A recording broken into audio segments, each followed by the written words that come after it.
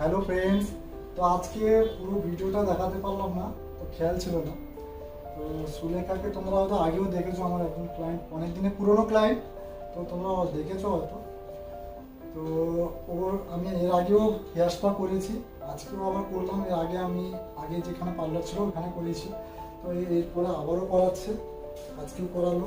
তো ওর কাছ থেকে শুনে নেবো মানে প্রত্যেকবারের মতো রেজাল্ট কেমন হয় হেয়ার স্পা করলে, বা কী কী বেনিফিট হয় ওর কাছ থেকে শুনে নাও।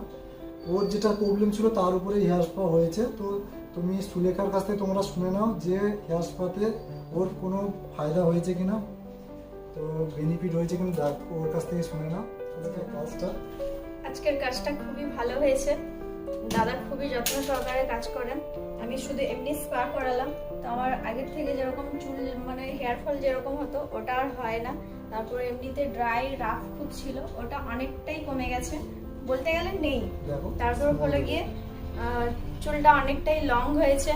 এমনিতে আমার দেখতে পাচ্ছ খুবই পাতলা চুল, তাও খুব ভালো লেগেছে কাজ করে। আমি প্রত্যেকবারই করাই, প্রত্যেক মান্থলি, কিন্তু কিছুদিনের জন্য করাতে পারিনি, তারপর আবার শুরু করেছি। দাদা খুব ভালোই কাজ করেন। Thank you thank feedback you. দেওয়ার জন্য। তো আবার আসো, ওয়েলকাম। অবশ্যই আবার আসবো। তো সবাইকে টাটা। টাটা।